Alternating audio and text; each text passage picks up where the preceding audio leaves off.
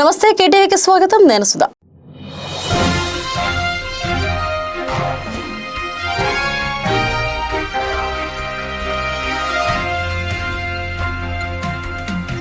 AP governor justice Abdul Nazeer అస్వస్థతకు గురయ్యారు. దీంతో లోక్ భవన్ లో ఆయనను హుటాహుటిన తాడేపల్లిలోని మణిపాల్ ఆసుపత్రికి తరలించారు. ప్రస్తుతం వైద్య బృందం ఆయనకు అత్యవసర చికిత్స అందిస్తుంది. ఈ మేరకు ఆయన ఆరోగ్య పరిస్థితిని నిశితంగా పర్యవేక్షిస్తున్నామని, ప్రస్తుతం ఆయనకు మెరుగైన వైద్య సేవలు అందుతున్నాయని ఆసుపత్రి వర్గాలు వెల్లడించాయి. గవర్నర్ అస్వస్థతకు గల ఖచ్చితమైన కారణాలపై పబ్లిక్ హెల్త్ బులెటిన్ వెల్లడాల్సి ఉంది.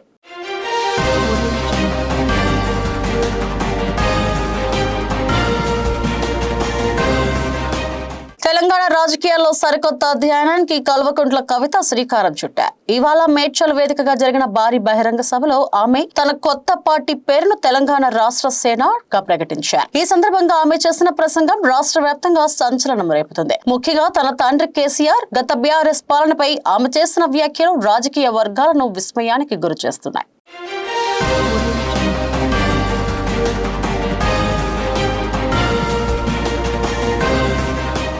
ఆంధ్రప్రదేశ్ న్యాయ వ్యవస్థలో ఇవాళ కీలక ఘట్టం ఆవిష్కృతం కానుంది. ఆంధ్రప్రదేశ్ హైకోర్టు తొలి మహిళా ప్రధాన న్యాయమూర్తిగా జస్టిస్ లీసా గిల్ ఇవాళ రాత్రి 8 గంటలకు ప్రమాణ స్వీకారం చేయనున్నారు. విజయవాడలోని జరగనున్న ఈ అధికారిక కార్యక్రమంలో రాష్ట్ర గవర్నర్ సయ్యద్ అబ్దుల్ నజీర్ చేయించనున్నారు. ఈ కార్యక్రమానికి ముఖ్యమంత్రి చంద్రబాబు ప్రత్యేకంగా హాజరు కానున్నారు. ఆయనతో పాటు పలువురు మంత్రులు, హైకోర్టు న్యాయమూర్తులు, ఉన్నత అధికారులు, న్యాయవాద సంఘాలు ప్రతినిధులు ఈ వేడుకలో పాల్గొననున్నారు.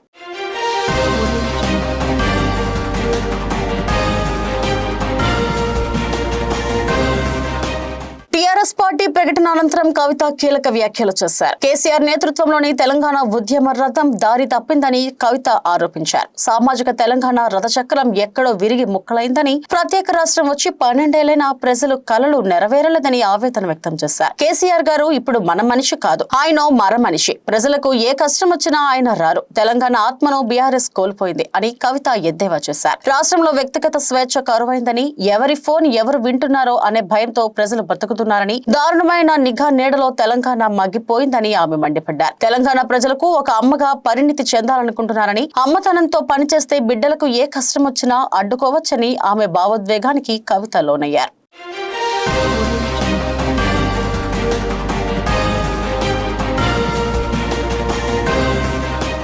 రాష్ట్రంలోని పలు జిల్లాల్లో ప్రస్తుతం పెట్రోల్, డీజిల్ కొరత నెలకొంది. ఏపీలోని ఉమ్మడి గోదావరి జిల్లాలు సహా కర్నూలు, నంద్యాలలోని పలు పెట్రోల్ బంకుల వద్ద నో స్టాక్ బోర్డులు దర్శనమిస్తున్నాయి. దీంతో స్టాక్ ఉన్న పెట్రోల్ బంకుల వద్ద 2 వీలర్స్, 3 వీలర్స్, కార్లు, లారీలు ఇంధనం కోసం కిలోమీటర్ల మేర బారులు తీరాయి. రబీ కోతల సమయంలో డీజిల్ దొరకపోవడంతో రైతులు ఇబ్బందులు పడుతున్నారు. మరోవైపు ఏరియేటర్ల నిర్వహణకు డీజిల్ దొరకక రొయ్యలు, చేపల సాగుపై కూడా తీవ్ర ప్రభావం పడింది. క్రెడిట్ ఆప్షన్ ను రద్దు చేయడంతోనే ఆయిల్ కంపెనీలు బంకులకు ఇంధన సరఫరా తగ్గించడం కారణంగా తెలుస్తుంది.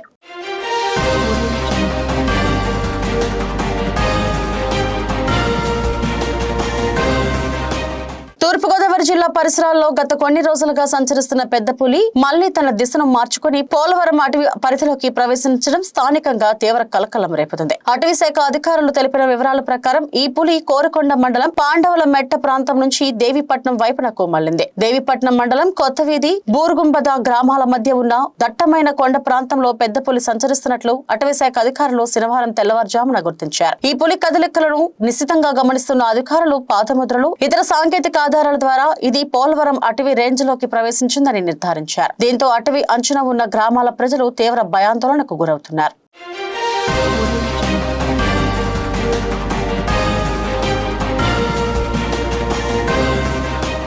తిరుమల గిరులు గోవింద నామస్మరణతో మారుమ్రోగుతున్నాయి. నిన్నటి నుంచి స్కూళ్లకు వేసవి సెలవులు కావడంతో ఫ్యామిలీలతో కలిసి తిరుమల శ్రీవారిని దర్శించుకునేందుకు భక్తులు కొండకు తరలి వస్తున్నారు. దీంతో కొండపై భక్తజనం సందోహం కనిపిస్తుంది. టోకెన్లు లేకుండా స్వామివారి ఉచిత దర్శనానికి వచ్చిన భక్తులతో కంపార్ట్మెంట్లన్నీ నిండిపోగా శిలా తోరణం వరకు క్యూ లైన్ లో భక్తులు వేచి ఉన్నారు. ఉదయం 8 గంటలలోపు క్యూ లైన్ లో ఉన్న భక్తులకు శ్రీవారి దర్శనానికి 12 గంటల సమయం పడుతుందని టీటీడీ అధికారులు తెలిపారు. సర్వదర్శనం, దివ్య దర్శనం టోకెన్ లో ఉన్న భక్తులకు 4 నుండి 6 గంటల సమయం, 300 రూపాయల ప్రత్యేక ప్రవేశ దర్శనం టోకెన్లు ఉన్న భక్తులకు 3 నుండి 5 గంటల స్వామివారి దర్శనం జరుగుతుందని తెలిపారు. నిన్న స్వామివారిని 69,270 మంది భక్తులు దర్శించుకోగా 33,180 మంది భక్తులు స్వామివారికి తలనీలాలు, మొక్కులు చెల్లించుకున్నారు. భక్తులు సమర్పించిన కానుకల ద్వారా శ్రీవారి హుండీ ఆదాయం 3.69 కోట్లు సమకూరినట్లు టీటీడీ తెలిపింది.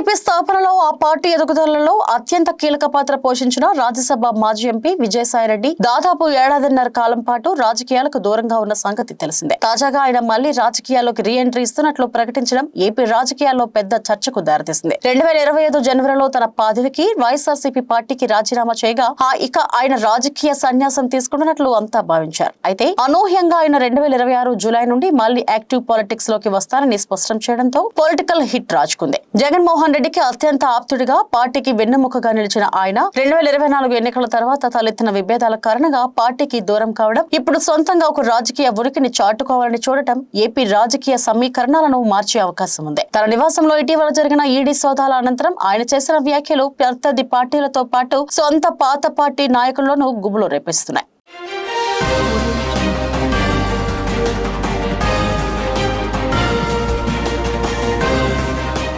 వైఎస్ఆర్సీపీ హత్య రాజకీయాలకు పరాకాష్ఠగా పెద్ద దస్తగిరి హత్య నిలిచిందని మైనారిటీ ప్రభుత్వ సలహాదారు ఎంఏ షరీఫ్ తీవ్ర ఆరోపణలు చేశారు. మంగళగిరిలోని ఎన్టీఆర్ భవన్ లో నిర్వహించిన మీడియా సమావేశంలో ఆయన మాట్లాడుతూ పార్టీ కోసం పనిచేసిన వ్యక్తిని హతమార్చే స్థాయికి వైఎస్ఆర్సీపీ రాజకీయాలు దిగజారాయని విమర్శించారు. ఏప్రిల్ 6న జరిగిన పెద్ద దస్తగిరి హత్యను తొలుత గంజాయి ముఠా గొడవగా చిత్రీకరించేందుకు ప్రయత్నించారని, పోలీసుల విచారణ పూర్తి కాకముందే తమ సొంత పత్రికలో బ్యానర్ కథనాలు ప్రచురించడం వెనుక కుట్ర ఉందని ఆరోపించారు. గతంలో వివేకానంద రెడ్డి హత్యను గుండెపోటుగా చూపించే ప్రయత్నం చేసినట్లే ఈ కేసును కూడా తప్పుదారి పట్టించే ప్రయత్నం జరుగుతుందన్నారు. పోలీసుల ప్రాథమిక విచారణలో ఇది గంజాయి ముఠా గొడవ కాదని, భూ వివాదాలు మరియు భారీ స్థాయి ఆస్తి లావాదేవీలే హత్యకు కారణమని తేలిందని షరీఫ్ తెలిపారు.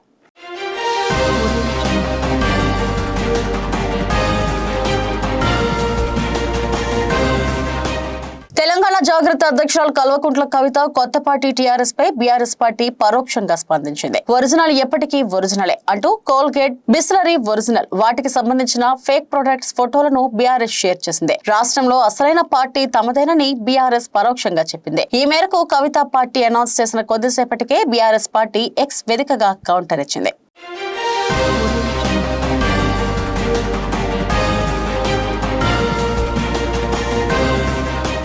నెల్లూరు జిల్లా రావూరు మేజర్ పంచాయతీలోని నవాపేట గ్రామంలో విషాదం చోటు చేసుకుంది. నవాపేట గ్రామానికి చెందిన తలారి అంకమ్మ రావూరు ప్రభుత్వ డిగ్రీ కళాశాలలో ద్వితీయ సంవత్సరం చదువుతుంది. ఆమెకు 22వ తేదీన అకస్మాత్తుగా బ్రెయిన్ స్ట్రోక్ రావడంతో 22 సంవత్సరాల తలారి అంకమ్మ మృతి చెందింది.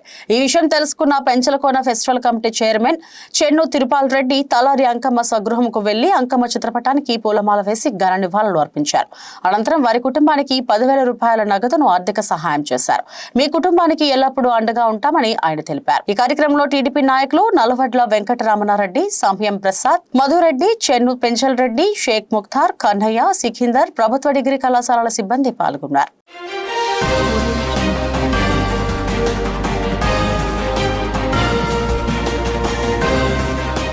మార్కాపురం జిల్లా త్రిపురాంతకం పట్టణంలోని నాగరాజు కాలనీలో పోలీసులు కాటన్ సర్చ్ ఆపరేషన్ నిర్వహించారు. కాలనీలో శాంతి భద్రతలు పటిష్టం చేయడం, నేరాలకు అడ్డుకట్ట వేయడం లక్ష్యంగా ఈ తనిఖీలు చేపట్టినట్లు త్రిపురాంతకం సిఐ ఆసాన్ తెలిపారు. ఈ సందర్భంగా కాలనీలో ప్రతి ఇంటిని క్షుణ్ణంగా పరిశీలించిన పోలీసులు అనుమానాస్పద వ్యక్తుల వివరాలు నమోదు చేసుకున్నారు. బయట నుంచి వచ్చి ఉంటున్న వారి సమాచారాన్ని సేకరించి చట్టవిరుద్ధ కార్యకలాపాలపై ప్రత్యేక దృష్టి సారించారు. అదేవిధంగా కాలనీ ప్రాంతంలో సరైన పత్రాలు లేకుండా తిరుగుతున్న ద్విచక్ర వాహనాలపై చర్యలు తీసుకున్నారు. లైసెన్స్, రిజిస్ట్రేషన్ సర్టిఫికెట్, ఇన్సూరెన్స్ వంటి తప్పనిసరి పత్రాలు లేకపోవడంతో మొత్తం 30 ద్విచక్ర వాహనాలను సీజ్ చేసినట్లు పోలీసులు వెల్లడించారు. ప్రజలు చట్టాన్ని గౌరవిస్తూ వాహనాలు నడపాలని, అవసరమైన అన్ని పత్రాలు వెంట ఉంచుకోవాలని పోలీసులు సూచించారు. ఇలాంటి తనిఖీలు తరచుగా కొనసాగుతాయని, నిబంధనలు ఉల్లంఘిస్తే కఠిన చర్యలు తప్పవని హెచ్చరించారు.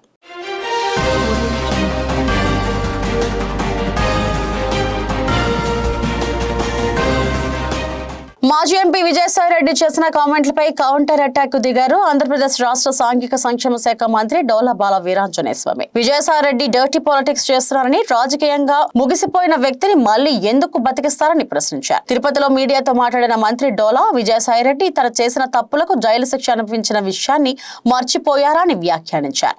వైఎస్ఆర్సీపీ కాంగ్రెస్ పార్టీ నుంచే ఆయనను బయటకు పంపించారని, అలాంటి వ్యక్తి మూడో రాజకీయ ప్రత్యామ్నాయంగా ఎలా ఎదుగుతాడని ప్రశ్నించారు. విజయసాయిరెడ్డి పగట కలలు కనడం మానుకోవాలని మంత్రి డోలా సూచించారు. రాజకీయ వాస్తవాలు తెలుసుకుని మాట్లాడాలని హితవు పలికారు. అదేవిధంగా మాజీ మంత్రి అంబటి రాంబాబుపై స్పందిస్తూ ఆయన గురించి మాట్లాడి తన స్థాయిని తగ్గించుకోవాలని అన్నారు.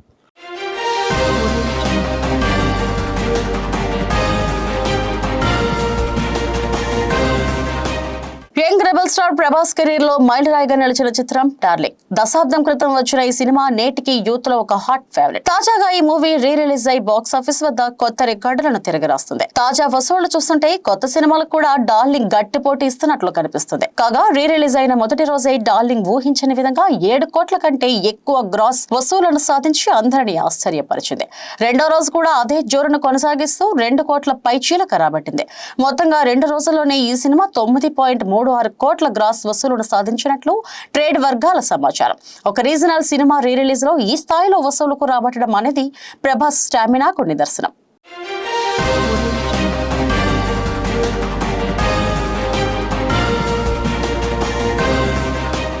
ఐపీఎల్ లో ఒక చిన్న పొరపాటు మ్యాచ్ పరిస్థితులను మారుస్తుంది. నిన్నటి మ్యాచ్ లో అదే జరిగింది. విరాట్ కోహ్లీ క్యాచ్ ను వాషింగ్టన్ సుందర్ నేలపాలు చేశాడు. డకౌట్ ఛాన్స్ మిస్ అయింది. ఇక లైఫ్ దొరికిన విరాట్ రెచ్చిపోయి 81 పరుగులు సాధించాడు.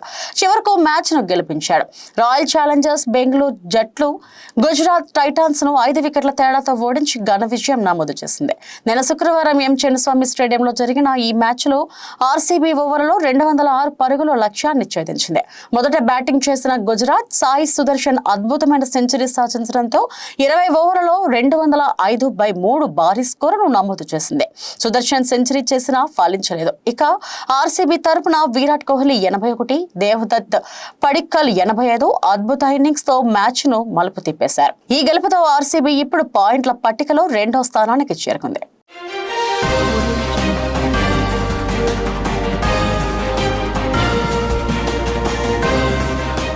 ఇవి ఇప్పటివరకు నా updates. Stay tune to KTV news.